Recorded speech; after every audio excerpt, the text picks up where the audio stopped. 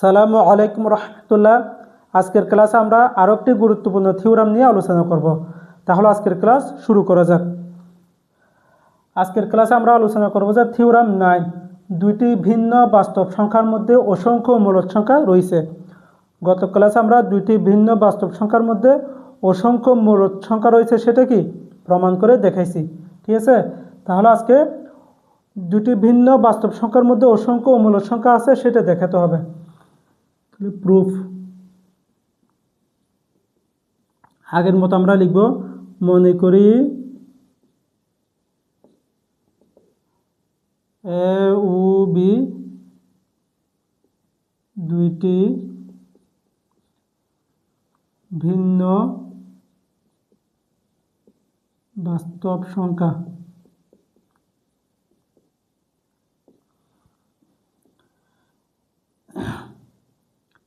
যেখানে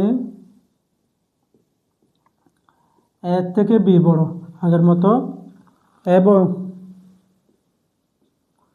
B minus এ শূন্য থেকে বড়, তাহলে আর্কিমিডিয়ান ধর্ম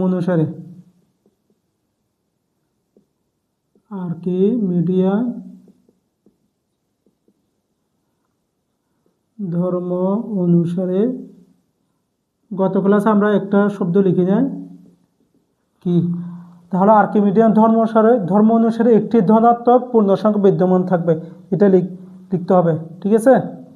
তাহলে আর্কিমিডিয়ান ধর্ম অনুসারে একটি ধনাত্মক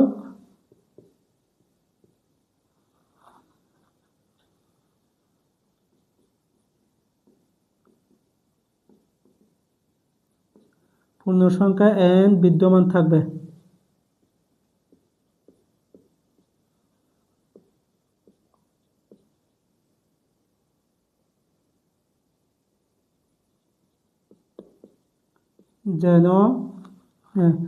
যেন কি আমরা আর্কিমিডিয়ান ধর্মটা কি জানি বলেন তো, n ইন্টু বি মাইনাস এ শূন্য থেকে কি বড়, n ইন্টু বি মাইনাস এ শূন্য থেকে বড়, এটা আমাদের কি জানা। আর্কিমিডিয়ান ধর্ম কি ছিল, এন এক্স ওয়াই অপেক্ষা বড় ছিল না। আর্কিমিডিয়ান ধর্মটা কি ছিল, এন এক্স ওয়াই অপেক্ষা বড় অথবা তার সমান। এখন এখানে কি লিখবো আমরা, এন এক্স এটা কিন্তু সেম আছে আগের মতো, হুবহু আগের মতো, এন এক্স এন বসাই দিছি। আর এক্স এটা কি একটা কি ধনাত্মক বাস্তব সংখ্যা ছিল, তাহলে বি মাইনাস এটা কি ধনাত্মক, সেই জন্য এন এক্স এটা কি আগের মতো আছে। এখন ওয়াই এর মতো, গত ক্লাসে আমরা মূলদ সংখ্যার ক্ষেত্রে ওয়াইটাকে 1 হিসেবে বিবেচনা করছি, এখানে ওয়াইটাকে আমরা এম হিসেবে কি করব বিবেচনা করব, ঠিক আছে। বিদ্যমান থাকবে যেন এন ইন্টু বি মাইনাসে এম থেকে কি হয় বড় হয়। যে আমরা লিখব যেখানে এম একটি কি মূলদ সংখ্যা, যেখানে এম একটি মূলদ সংখ্যা, এটা আমরা কি লিখব, ঠিক আছে। লিখার পর দেখেন মূলদ সংখ্যা ওয়াইটাকে আমরা এম হিসেবে বিবেচনা করছি, সে এমটা হচ্ছে কি মূলদ সংখ্যা। এরপর আমাদের কাজ হচ্ছে আগেরটার মধ্যে আমরা কি করেছিলাম, এখানে গুণ করে দিয়েছিলাম, এন বি এন এ গুণ করে দিয়েছিলাম, কিন্তু এখন আমরা কি করব না, গুণ করব না, ঠিক আছে।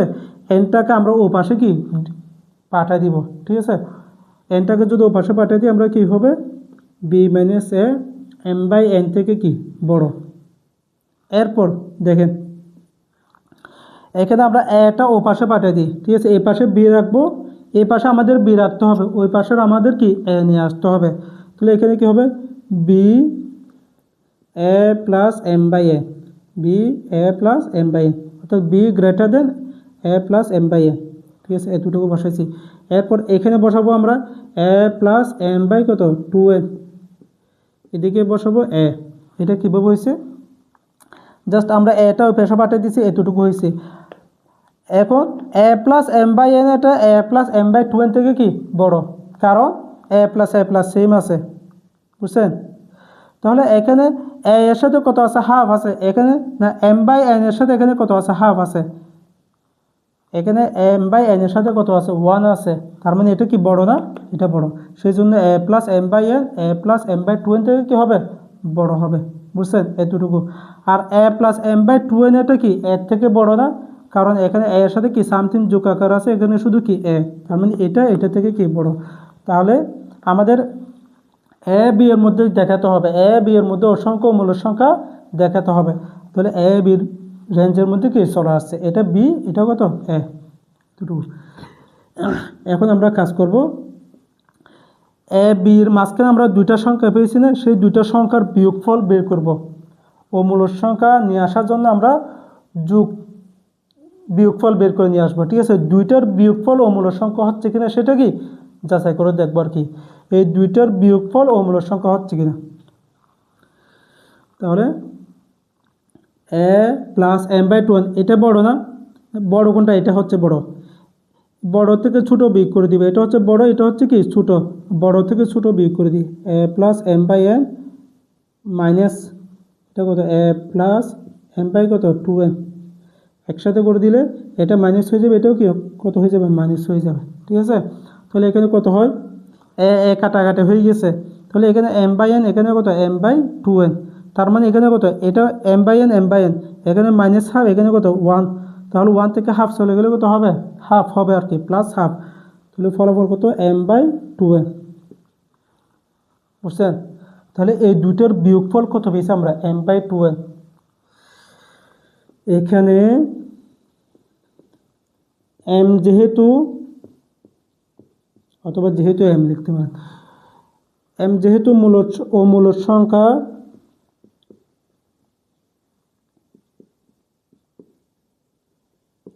তাহলে এম বাই 2n একটি কি হবে অমূলদ সংখ্যা হবে, এম বাই 2n একটি অমূলদ সংখ্যা হবে, ঠিক আছে। এই এম যেহেতু অমূলদ সংখ্যা, তাহলে অমূলদ সংখ্যাকে কিছু মান দ্বারা ভাগ করলে তাও কি হবে অমূলদ সংখ্যা হবে, ঠিক আছে। এতটুকু আমরা পেয়েছি।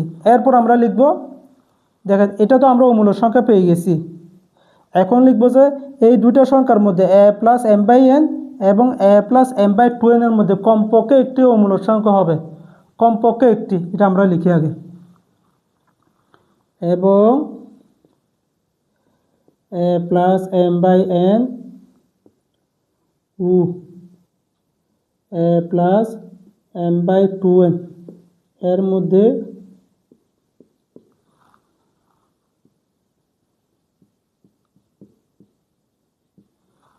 কমপক্ষে একটি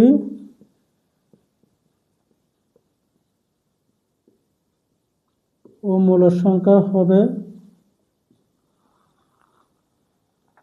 কমপক্ষে একটি অমূলদ সংখ্যা হবে, ধরি ওহা এক্স, এটা আমরা লিখছি, কি লিখছি দেখেন, এই দুইটা সংখ্যার মধ্যে যে কোনো একটা অমূলদ সংখ্যা হবে। কেন, এই দুইটার বিয়োগফল আমরা কত পেয়েছি, একটা অমূলদ সংখ্যা পেয়েছি না, তাহলে বলতেছে এখানে এই দুইটার মধ্যে কমপক্ষে একটি অমূলদ সংখ্যা হবে, দুইটাও হতে পারে একটাও হতে পারে, কিন্তু কমপক্ষে একটি হবে। দুইটা সবসময় হবে যে এরকম কোনো কথা না, দুইটা হবে এরকম আবশ্যক না, ঠিক আছে। তার মানে অর্থাৎ এটা দেখতে মনে হচ্ছে কি a plus M by n, এই দেখেন এটা হচ্ছে কি অমূলদ সংখ্যা না, তাহলে m by N A plus M by N minus কত, অর্থাৎ এই দুইটার বিয়োগফল দেখতে মনে হচ্ছে কি অমূলদ সংখ্যা হবে, সবসময়ের জন্য অমূলদ সংখ্যা হবে, কিন্তু এই দুইটা সবসময় অমূলদ সংখ্যা হতেও পারে নাও হতে পারে, কিন্তু কমপক্ষে এই দুইটার মধ্যে একটা হবে, এটা কি নির্দিষ্ট। এখন দুইটা সবসময় অমূলদ সংখ্যা হবে না, সেটা কিভাবে আমরা যাচাই করি দেখেন তো।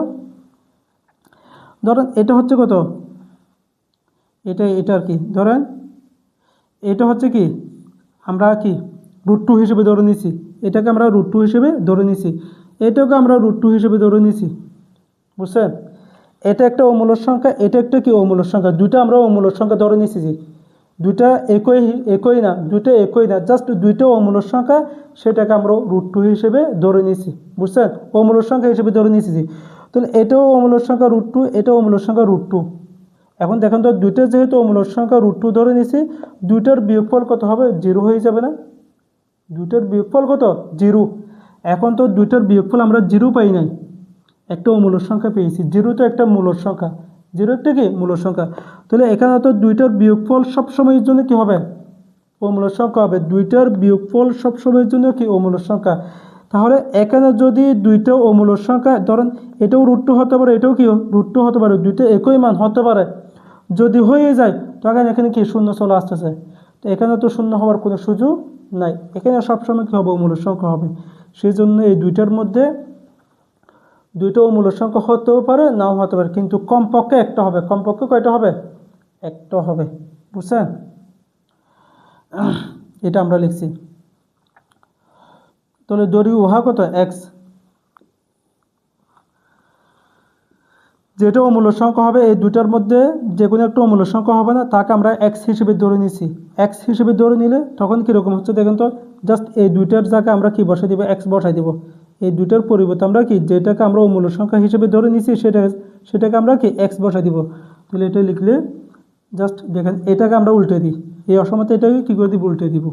জাস্ট এটা এইভাবে দিয়ে দিব এক্স বি, ঠিক আছে? অর্থাৎ এর থেকে এক্স বড়, এক্স থেকে বি বড়, ঠিক আছে? এই এর থেকে এক্স এটা বড়, এই এক্স থেকে বি বড়, উল্টে দিচ্ছি আমরা। এর থেকে এক্স বড়, এক্স থেকে কি বি বড়। বুঝছেন? ইহা নির্দেশ করে, এটা লিখতে পারি আমরা, ইহা নির্দেশ করে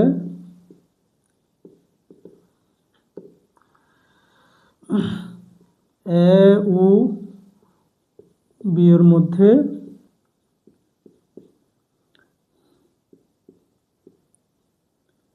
একটি অমূলক সংখ্যা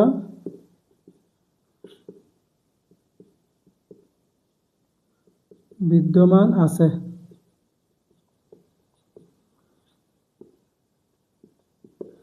এভাবে এ ও এক্স এর মধ্যে একটি x1 এবং এক্স ও বি এর মধ্যে অন্য একটি x2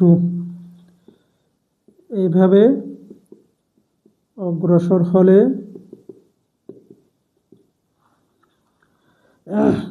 এ ও বি এর মধ্যে অসংখ্য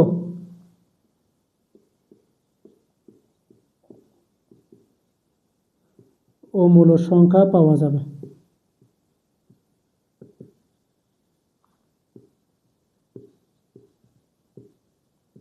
ঠিক আছে? এটা আমরা কি প্রমাণ করে দেখাইছি।